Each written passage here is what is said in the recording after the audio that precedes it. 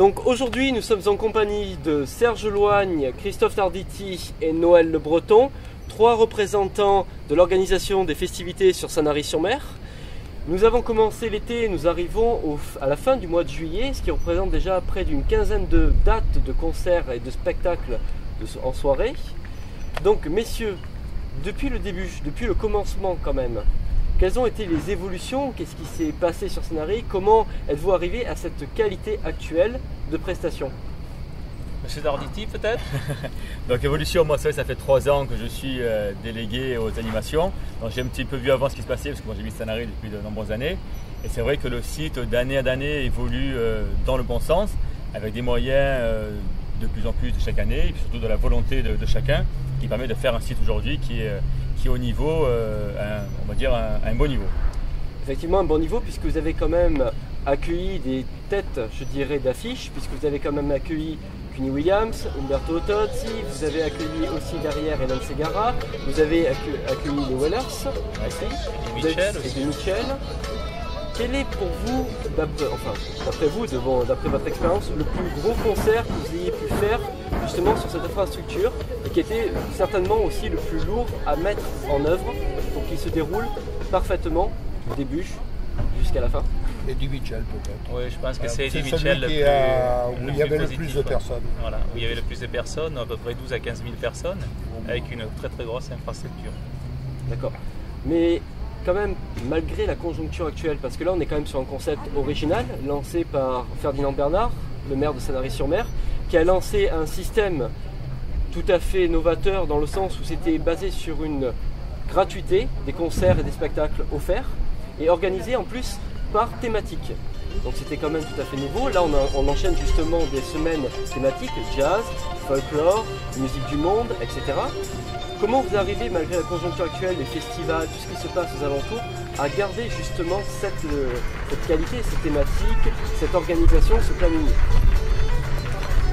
Je pense parce qu'il va falloir, il faut surtout qu'on ait du monde, je pense que ça sert pas mal de monde, surtout après aller chercher les prix et malheureusement essayer de un petit peu négocier, comme on négocie partout, pour avoir de bons artistes et de bonnes soirées. Donc en gros, vous prenez quand même à l'avance pour organiser tout ça? Une année sur l'autre, la programmation se met en place avec les nouveaux systèmes maintenant de marché. Il s'agit de trouver aussi une programmation qui soit la plus éclectique possible, qui puisse convenir à tout type de public, puisqu'on est quand même sur une station balnéaire avec un public très très très large, avec des âges très différents. Donc c'est assez marrant parce que nous avons ici 2 représentants au niveau municipalité pour l'organisation, mais qui tournent conjointement aussi avec une association, Sanary Animation, ici présente. Et justement cet ensemble permet d'arriver à mener le projet du début jusqu'à la fin à son terme, sans encombre, c'est-à-dire un suivi déjà dans la préparation, dans la théorie, dans la poste sur papier, l'épluchage de marché, etc. Puis ensuite mener à bien sur l'accueil justement de tous les tourneurs, le matériel, etc. Jusqu'à la fin aussi où il faut, malgré tout, nettoyer le site, l'entretenir, le garder en état pour la prochaine date. Voilà, c'est toute la logistique à déployer pour toute l'animation, quelle que soit l'animation, et se mettre en accord avec l'animation. Il faut savoir qu'il y a toute une équipe de bénévoles, il y a à peu près 15 à 20 personnes qui travaillent en permanence durant toute l'année, durant les 2 mois d'été, et ça c'est une valeur inestimable, une valeur humaine inestimable. Donc vous avez une infrastructure qui est organisée en services municipaux et bénévoles qui travaillent donc conjointement tout au long de l'année. Été comme hiver, puisqu'en hiver aussi d'ailleurs, il y a pas mal de festivités qui s'organisent, surtout pendant la période de Noël. Et vous avez aussi pour clôturer l'arrivée des Rois Mages, qui est une grosse organisation, puisqu'il y a quand même près de 300 figurants, donc ce n'est quand même pas rien. Donc toutes ces festivités quand même, vous accueillez un public qui est quand même assez éclectique, comme les programmations justement, puisqu'on a un public et une population sanarienne, mais aussi une population touristique et qui vient vraiment de partout en Europe, puisque nous avons des Hollandais, des Allemands, des Italiens, des Anglais, etc. Donc ça fait quand même un public très large à cibler, très large à contenter. Pour vous, quels ont été les échos les plus marquants? Qu'est-ce qu'on a pu vous dire? Qu'est-ce qui est le plus représentatif d'après vous de l'évolution justement de ces festivités, de cette organisation, de tout ce travail que vous effectuez depuis le temps? C'est de voir le monde qu'il y a devant la scène. Déjà c'est assez révélateur de voir autant de monde devant un spectacle, que ce soit un spectacle de jeunes ou de moins jeunes, donc ça permet de toucher tout le monde. C'est pour ça que voir autant de monde, c'est quand même un beau remerciement et donc ça plaît aux gens, toutes les facilités qu'il peut y avoir. Monsieur Noël Le Breton, vous qui avez un contact direct avec la population, qu'est-ce que vous avez entendu dire? Qu'est-ce qui, d'après vous, est le plus... C'est très bien parce que nous avons, comme vous dites, des personnalités, des gens de tout genre, de tout pays. Et les animations aussi sont très éclectiques aussi. Donc ça peut contenter absolument tout le monde. Donc les remerciements sans arrêt pour tous les gens qui apprécient fortement tout ce que l'on peut faire. Et en mairie, puisque vous recevez aussi des appels en mairie, il y a même des gens qui viennent vous trouver aussi sur vos lieux de travail. Si, voilà. Donc justement, comment ces personnes, parce que ces personnes, si elles font le pas de vous contacter, c'est quand même qu'elles ont apprécié, c'est qu'il y a quelque chose justement à faire ressentir, à faire ressortir. Non, c'est qu'il y avait qu'on reçoit des courriers de satisfaction et de remerciements, et des courriers. Moi, c'est vrai aussi, étant commerçant sur l'île de Sanary, donc je commençais un petit peu à être connu, bon, commerçant ça s'est fait, mais après dans le milieu où je suis maintenant en mairie, et les gens viennent carrément au magasin me dire que c'était bien, un beau site, de beaux concerts, etc. Et c'est vrai que ça fait plaisir. Oui, nous rencontrons aussi sur le site et partout, ils viennent nous remercier. Même en ville, commencent à nous connaître tous. Sinon, messieurs, donc vu vos expériences, je dirais quand même différentes, puisque vous n'êtes pas donc dans les mêmes milieux, dans les mêmes endroits, pour ce travail en général, puisque certains sont dans les bureaux, d'autres sont à la fois dans les bureaux et sur le terrain, d'autres sont sur le terrain, donc ça fait quand même pas mal de mouvements général et d'occupations différentes. Pour vous, quel est le souvenir peut-être le plus marquant, toutes festivités confondues, que ce soit l'hiver, l'été, depuis le début en fait de ces festivités? Enfin, pour moi, c'est quand même l'engouement qu'il y a aux personnes qui viennent voir les artistes et le monde que ça génère, parce que ça génère quand même pas mal de monde. Et ça, enfin, moi, ça me marque pas, mais c'est des bons souvenirs après à emporter. On dit que tout ce qui est fait n'est pas fait pour rien, n'est pas fait sans mal, quoi. Qu'il y a le travail qui est accompli en amont et récompensé le soir même, tout au long de la saison, de l'année. Oui, même pour l'hiver, hein, c'est vrai. On voit l'arrivée du Père Noël, des choses comme ça qui sont très attrayantes et qui attirent énormément de monde.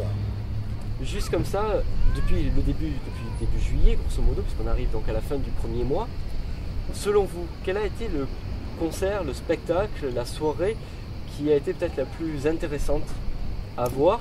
Je ne dis pas qu'il y en ait forcément une qui soit meilleure que l'autre, mais plus dans l'esprit peut-être, comme vous disiez, de ces gens contentés, ou peut-être d'un engouement du public, ou d'un étonnement peut-être par rapport à la réaction du public ou...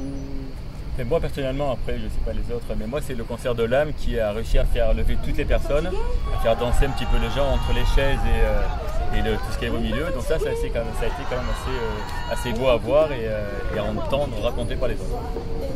Le spectacle des Wailers aussi a été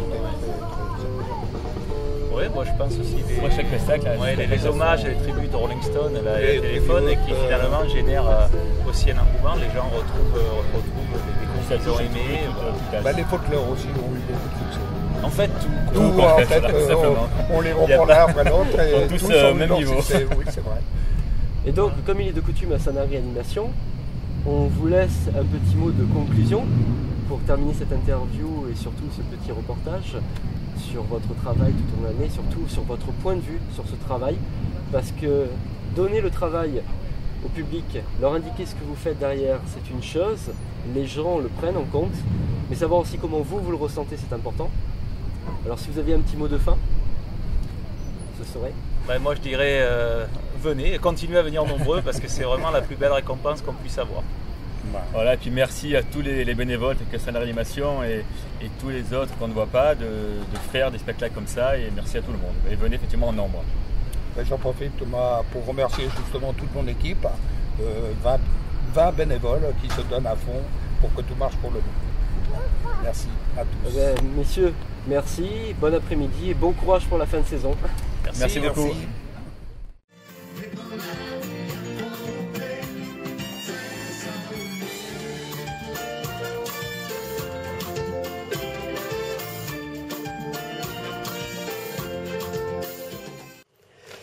Monsieur le maire, depuis votre premier mandat, il y a une vingtaine d'années, vous avez influé à la commune de Sanary au travers d'un concept original basé sur des animations et spectacles thématiques offerts à la population, une nouvelle dynamique.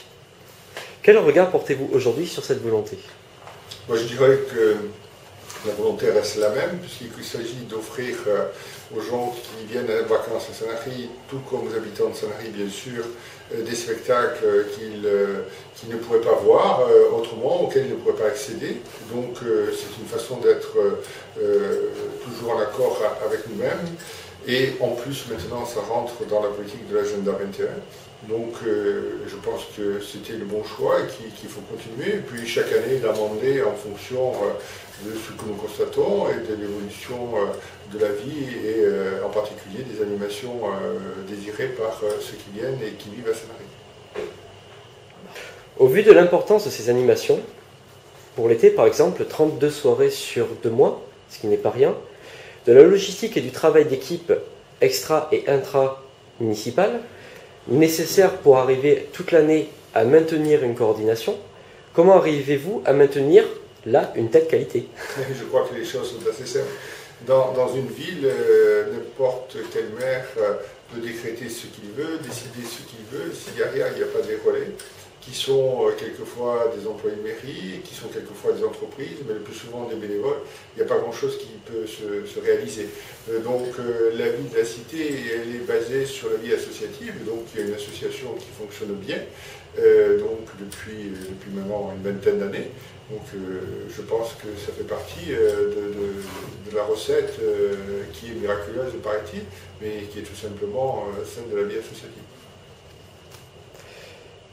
Par rapport à toutes ces animations quand même tout au long de l'année, en été comme en hiver, et même entre les deux, quels sont les échos de la population sanarienne et de la population touristique qui est quand même très hétéroclite?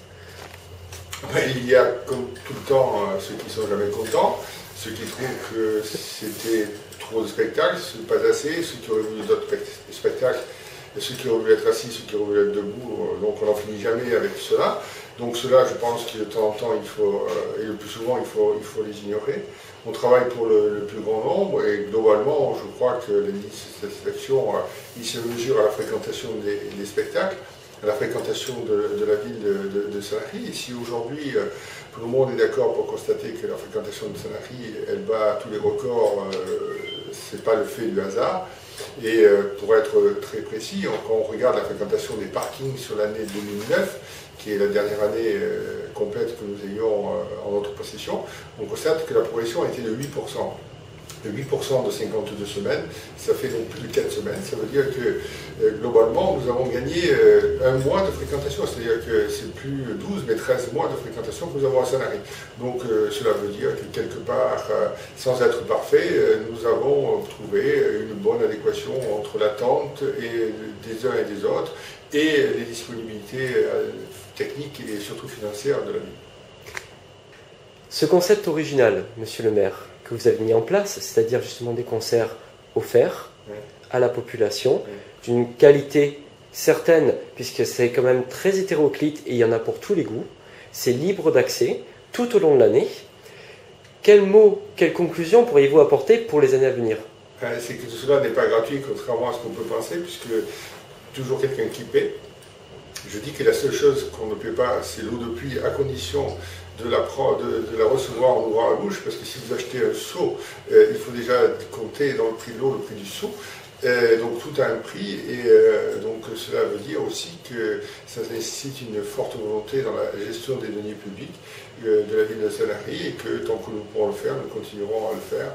Et que je pense ça donne du bonheur aux uns et aux autres, et que quand on est maire d'une commune, c'est quand même son premier objectif que de donner du bonheur aux habitants de la commune. Eh bien, merci monsieur le maire de nous avoir reçus aujourd'hui et de nous avoir accordé un tout petit peu de temps. Il n'y a que l'eau de pluie.